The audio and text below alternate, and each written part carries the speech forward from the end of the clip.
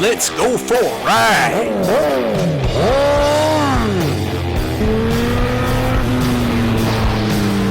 You are watching CycleCruza's all-in-one motorcycle channel. Subscribe today. CycleCruza videos brought to you at 6 a.m. Eastern Standard Time. You know, I'm constantly asked by viewers, a lot of you guys say, CycleCruza, why don't you test ride some bikes? Fuck, man. I want to see you test ride some bikes. Quit talking shit about bikes until you test ride them. Well, let me tell you this, guys. First off, you never want to purchase a motorcycle solely based on a test ride. And I'll tell you guys, I learned the hard way from that, not from with a motorcycle, but with a truck. I'll tell you, you know, back in the days, you know, in the 90s, I owned a Nissan Frontier, and I loved that pickup truck. It was a 4-cylinder. I got good fuel efficiency. I loved that truck. I had no problems with it, man. And but fast forward to like 2001, I was in Colorado, and I went and bought I went and did a test ride with a brand new Nissan Frontier, a 4-cylinder. I'm thinking, man, that truck is going to be probably awesome like the 90s one I had, the 94 one I had. And took it out.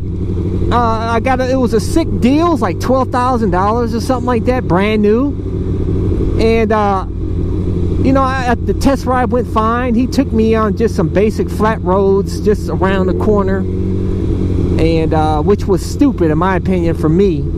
You know, I should have took it up, you know, up some steep hills and realized how shitty that fucking truck was. But anyways, I bought the truck solely based off the test ride. Didn't do any research at all, just the test ride.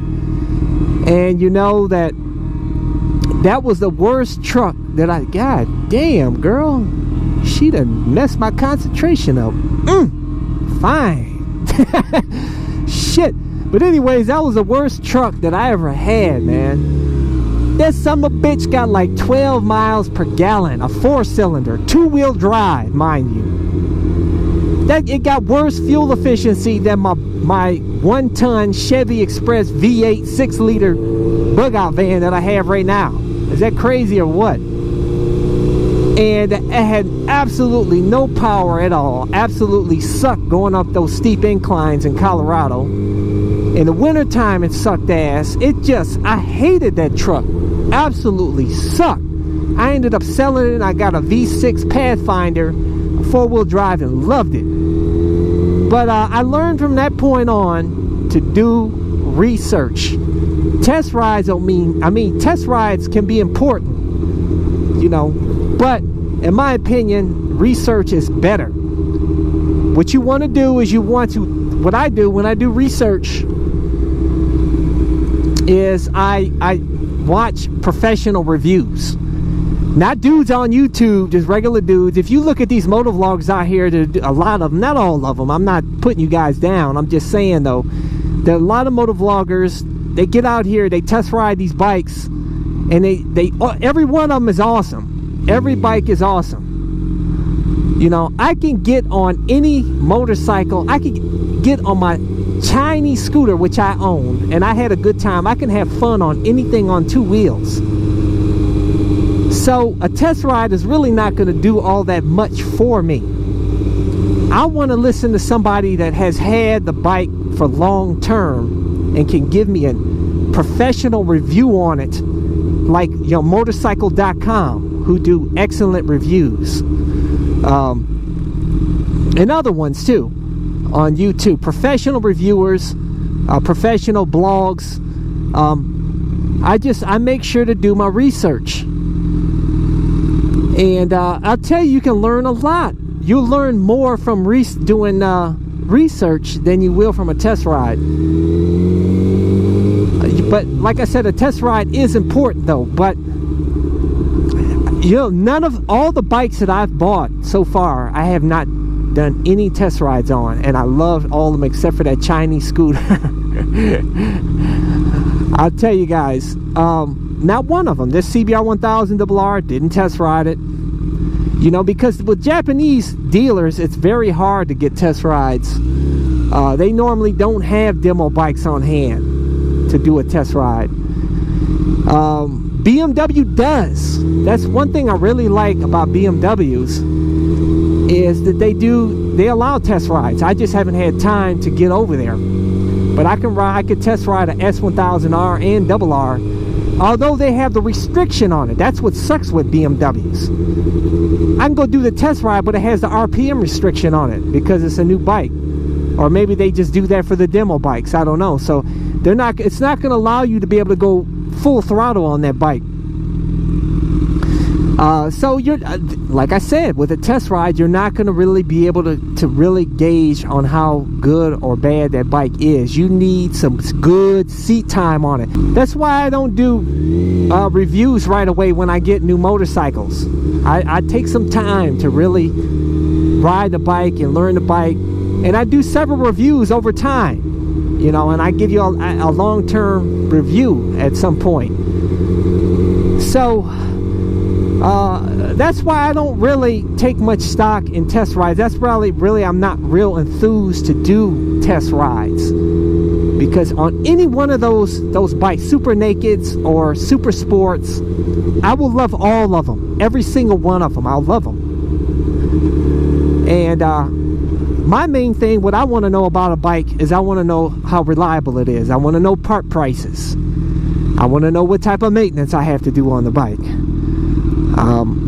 That's really important to me, because I hate fixing a motorcycle. You guys know this. I'd rather be riding than fixing. She don't want to fix it. Right on. But yeah, I don't want to be fixing, man. So that's why I stick with Japanese bikes. That's why I love these Japanese motorcycles. A lot of you guys call them boring because they're highly refined bikes. They're just so highly refined, you guys call them boring. You want something that's going to vibrate you to fucking death, that's going to have fucking power surges when you hit the throttle, and you think that's what makes a bike have character. That's why a lot of you guys like to say, like, the Ducati's got the character. You guys don't talk about how it fucking burns your balls and vibrates you to death, and how, like, the mirrors are like cheap shit. You know, you don't talk about that. You just, the character. You like the character of it. Well, you guys can have that fucking character, because I want a reliable bike built well, where I can be riding and not fixing. But you guys already know this shit. But anyways, so I'm just, hey, I hope that answers your question. But I hope to get to some test rides. I did a test ride on a Harley Breakout. Hey, go check that out. Pretty hot chick in there if you want to see a hot chick. In my video, one of my videos, go check it out. The Harley Breakout. And I'll tell you guys that I'm actually glad I test rode that bike, because that bike was, I knew at that point that a cruiser is not for me. Okay, off the line. Ah, shit. Cruiser is definitely not my kind of bike. They're just too bulky, too slow.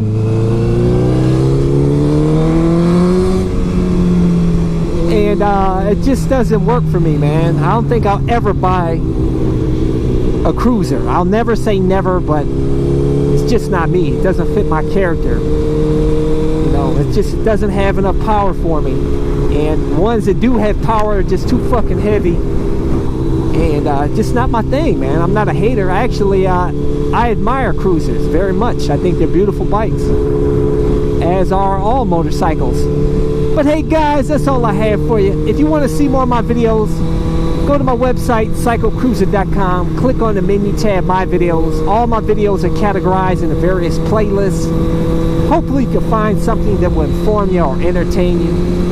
And hey, hit thumbs up if you like this video. Share this video with your friends. And let them know, do not buy a motorcycle solely based on a test ride. Do your research. Do your research, man. But if you don't want to, that's your fucking prerogative.